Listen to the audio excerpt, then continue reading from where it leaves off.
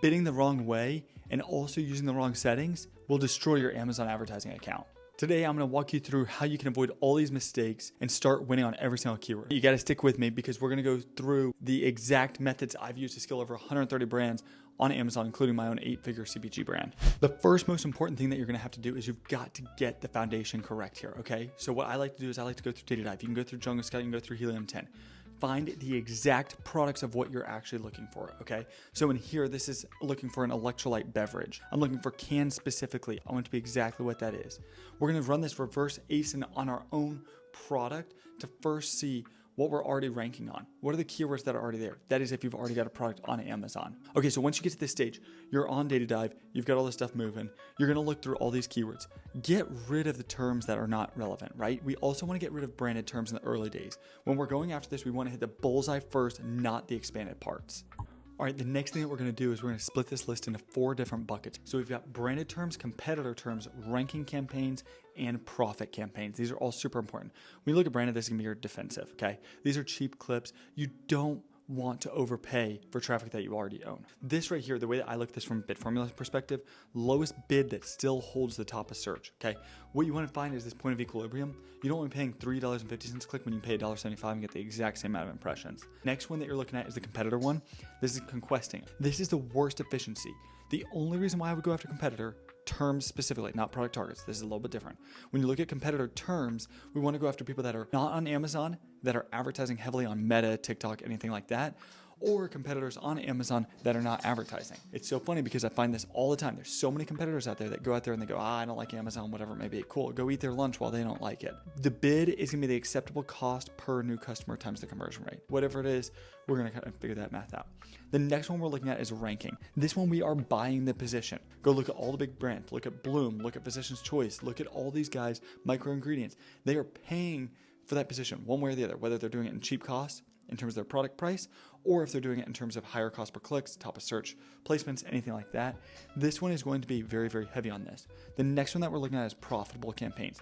If you look at your search query performance data and you see that you are not winning on either click-through rate or conversion rate, then you likely are not going to be able to win from a ranking perspective. If you're not able to win from a ranking perspective, you've got to make sure that you're able to be profitable. So on this sheet right here, you're going to see the bid formulas by types of accounts, okay? So we've got brand new account, which has 0 data.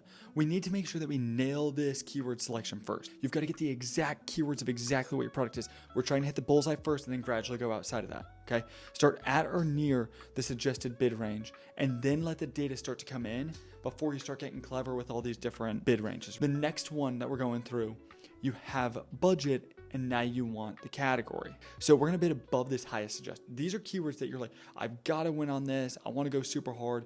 If you're a new brand, don't have a lot of budget, do not go after the biggest keyword term. If you got melatonin gummies, do not go after melatonin. You've gotta still win this category, but go after the one that's most reasonable to where that may be, okay? So be honest about what these costs are. If the cost per click is $6.50, you're gonna lose money. If it's $1, you may be able to win at $1.50, $1.75 and actually win based on paying Amazon. This is where we call it buying the data to rank on purpose, okay? We're not looking strictly for efficiency in this type of campaign. Set a time box so this is not permanent. And if you cannot rank over time, do not keep pushing on this. The next one is you want profit from day one. You know that this is not necessarily the ideal, but it's all right. We're gonna do the suggested bid times 1, maybe even a 90% of what that may be. This is for exact keywords, okay? We're gonna go through a couple other things later in this that you're gonna absolutely love and it's super, super valuable. The profit target formula for your notes is target ACoS times the product price times the commission rate. The last one that I'm gonna go through is that keywords that we're already winning on in the account. This is not for new brands, this is for brands that have already been out there. You've already got all your keywords in there. Revenue per click is a really good formula to use. This is revenue divided by clicks on that term. You're gonna bid the revenue per click times the target ACoS of what you want. So if you want a 30% ACoS, we go through the math right here. 25% times $29.99 equals $7.50. That's what you're currently getting as a cost. Then we're figuring out that we're getting $7.50 revenue per click times the 12% is what we're looking to get, 90 cents. Go through this. You can kind of see all of these different steps here of where you can kind of get this data to get your actual bid. Now, as you go deeper into this, we're going through the campaign bidding strategy. So We've got a couple different levels here. So if you're a beginner or intermediate, just use down only. That's just a good rule of thumb. Just use down only on this one. It's not going to mess with you. It's not going to do anything else. Honestly, fixed bid, I'd almost never use this. This one, I've never really seen be an effective thing. If you say $1 on fixed bid, it's charging $1, period. Doesn't matter if it was low, doesn't matter if it's high. Why not use down only? Spend a maximum of $1 instead. Now, up and down, use this if you're intermediate to advanced on this, okay? Amazon can raise this bid up to 100% above. So if you don't understand what you're doing, you use up and down, and then you use a placement, which I'm going to go through here in just a second. You can absolutely destroy all of this right here. The point here is you're not setting a bid. You're setting a starting point that Amazon then is going to start multiplying off of. So that's super important to take. Now we go into the placement adjustments. This is something that most people get so wrong, and it ruins their account forever. So most people, when they look at this, they're like, oh, I'm doing really well on top of search. I want to go ahead and push this. Okay, one, if you do not have single keyword campaigns, do not use these bidding adjustments. What will happen is you have all these different keywords. You got 10 different keywords, let's just say, and you put a top of search at 500%, which means you're going to bid, if it's $1, it's going to bid $6, okay? If you do a rest of search at 134%, your now dollar turns into $2.34. This is so damn confusing, not just for one thing, but for all things. You will not be able to do the math on the go as you start to adjust your bids going down there. So what I suggest, don't touch these if you're a beginner. This is going to totally confuse you. It's not worth going after.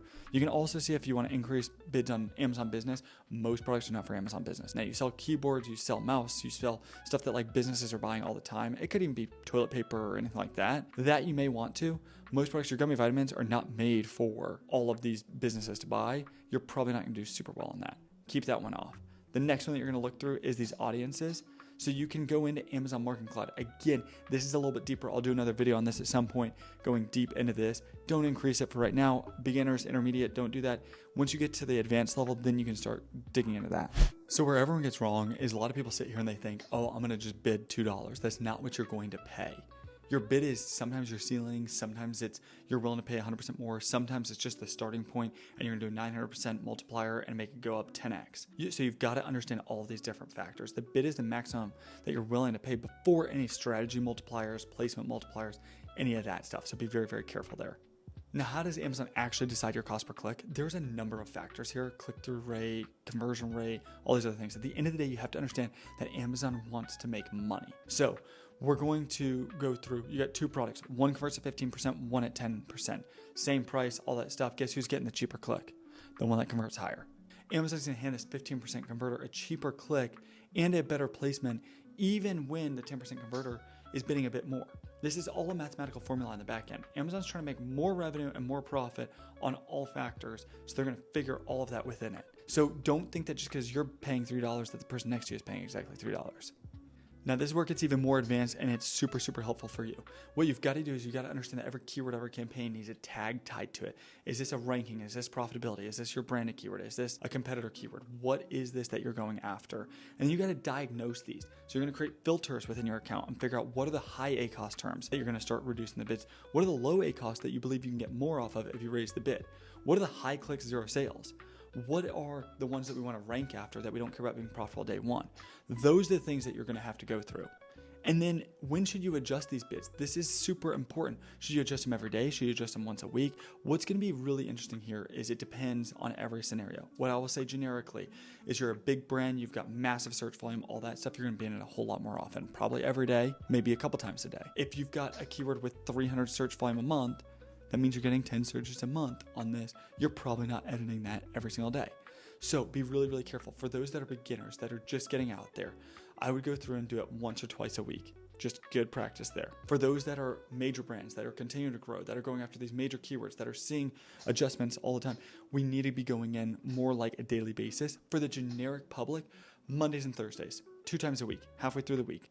The way I know that I need to create more videos is based off of you liking this. So if you can just like this, subscribe, and just share this with somebody, I'm going to try to give you literally as much value as possible so you can run your Amazon either in-house or know how to manage a good agency.